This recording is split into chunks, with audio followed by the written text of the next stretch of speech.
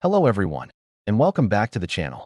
Today, we re-diving deep into a conflict that is often overshadowed by the American Revolution and the Civil War, but is absolutely crucial to understanding the story of North America. We re-talking about the War of 1812. You might have heard it called the Second War for Independence, or maybe you just know it as the time the White House was burned. But trust me, there is so much more to this story. It's a tale of naval duels on the high seas, brutal land battles across vast frontiers, and a struggle that would define the futures of three nations: the United States, Great Britain, and what would eventually become Canada. So, what exactly lit the fuse for this war? The causes are complex, but they primarily boiled down to a few key issues. For years, Great Britain had been locked in a massive struggle with Napoleonic France. To cripple the French economy, the British Royal Navy established a blockade, but they didn't just stop French ships. They began stopping American ships, too, seizing cargo, and, most offensively, practicing impressment. This meant they would board American vessels and forcibly conscript sailors into the Royal Navy, claiming they were British deserters. Between 1803 and 1812, thousands of American citizens were swept up in this practice. Imagine being a sailor, an American citizen, suddenly forced to fight and die for a foreign king. The outrage across the United States was immense. On top of that, there was trouble brewing on the western frontier. American settlers were pushing relentlessly westward into lands inhabited by Native American tribes. Many in the U.S. government, particularly a group of congressmen known as the War Hawks, believed that the British in Canada were actively encouraging and arming Native American resistance to halt American expansion. Figures like the brilliant Shawnee leader Tecumseh were trying to form a confederation of tribes to protect their lands, and they did receive some support from the British. For the War Hawks, this was an unacceptable interference in American affairs and a direct threat to their vision of continental expansion. The desire to conquer Canada and remove the British presence from North America once and for all became a powerful motivating force. So, on June 18, 1812, after years of escalating tensions and failed diplomacy, President James Madison signed a declaration of war against Great Britain. The Americans were optimistic, maybe a little too optimistic. Thomas Jefferson famously claimed that conquering Canada would be a mere matter of marching. He couldn't have been more wrong. The American army was small, poorly trained, and ill-equipped. The initial invasion of Canada was a disaster. American forces tried to invade from 3 points: Detroit, the Niagara River, and Lake Champlain, and all three campaigns failed miserably. The force at Detroit surrendered without a fight, a truly humiliating start to the war. While the land war got off to a rocky start, something incredible was happening on the high seas.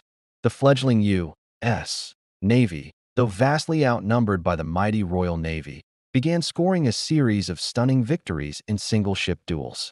Frigates like the USS Constitution, nicknamed Old Ironsides because British cannonballs seemed to bounce off its sturdy oak hull, became legendary. These naval victories, like the Constitution's defeat of HMS Guerriere, were a massive morale boost for the American public. They proved that the Americans could stand up to the world's greatest naval power. The fight also raged on the Great Lakes, which were essentially inland oceans critical for controlling the frontier. In 1813, a pivotal battle on Lake Erie saw American Master Commandant Oliver Hazard Perry defeat a British squadron, famously reporting, "We have met the enemy, and they are ours." This victory secured the Northwest for the Americans and forced the British to abandon Detroit. Following Perry's victory on Lake Erie, the tide on the Western Front began to turn. American forces under General William Henry Harrison pursued the retreating British and their Native American allies, leading to the Battle of the Thames in October 1813. This battle was a decisive American victory, and it was here that the great Shawnee leader Tecumseh was killed. His death shattered his dream of a unified Native American Confederacy and marked a major turning point in the fight for the frontier, effectively ending the organized Native resistance in the region. The conflict, however, was far from over. In the South, another future president, Andrew Jackson, was leading a brutal campaign against the Red Stick faction of the Creek tribe, who were allied with the British. This culminated in the Battle of Horseshoe Bend in 1814, a devastating defeat for the Red Sticks that forced them to cede millions of acres of land to the United States. By 1814, the situation had changed dramatically. Napoleon had been defeated in Europe, freeing up thousands of veteran British troops to be sent to North America. The British planned a three-pronged strategy to bring the war to a decisive end. One force would invade from Canada, another would target the Chesapeake Bay region, and a third would attack New Orleans. The Chesapeake Campaign is perhaps the most famous part of the war. In August 1814, British troops landed in Maryland, defeated an American force at the Battle of Bladensburg, and marched unopposed into Washington, D.C. In retaliation for the American burning of York, modern-day Toronto, earlier in the war, the British set fire to the city's public buildings, including the President's mansion and the Capitol. President Madison and his government were forced to flee in a moment of profound national humiliation. After burning Washington, the British turned their attention to the much more strategically important port of Baltimore. But Baltimore was ready. The city was heavily defended by Fort McHenry. For 25 long hours, the British fleet bombarded the fort with rockets and cannon fire. A young American lawyer named Francis Scott Key was detained on a British ship, watching the bombardment through the night. As dawn broke, he anxiously looked to see if the fort had surrendered. Through the smoke, he saw the massive American flag still flying defiantly over the fort. He was so moved that he began to write a poem, The Defense of Fort McHenry, which was later set to music and would, of course, become the U.S. national anthem, the Star-Spangled Banner. The successful defense of Baltimore halted the British advance in the Chesapeake. Meanwhile, peace negotiations had been underway in Ghent, Belgium, for months. Both sides were weary of the war. The British, exhausted from the long Napoleonic Wars, were facing a massive war debt and saw little to gain from continuing the fight. The Americans, with their capital in ashes and their treasury empty, were also ready for peace. On Christmas Eve of 1814, the Treaty of Ghent was signed. Here's the ironic part. The treaty essentially returned everything to the way it was before the war. No territory changed hands. The issues of impressment and trade rights weren't even mentioned, as they had become moot points after Napoleon's defeat. On paper, it looked like the war was a complete draw. But due to the slow pace of communication, news of the treaty didn't reach America for weeks. And in that time, one of the biggest and most famous battles of the war was fought. In January 1815, a large, professional British army attacked New Orleans, aiming to seize control of the Mississippi River.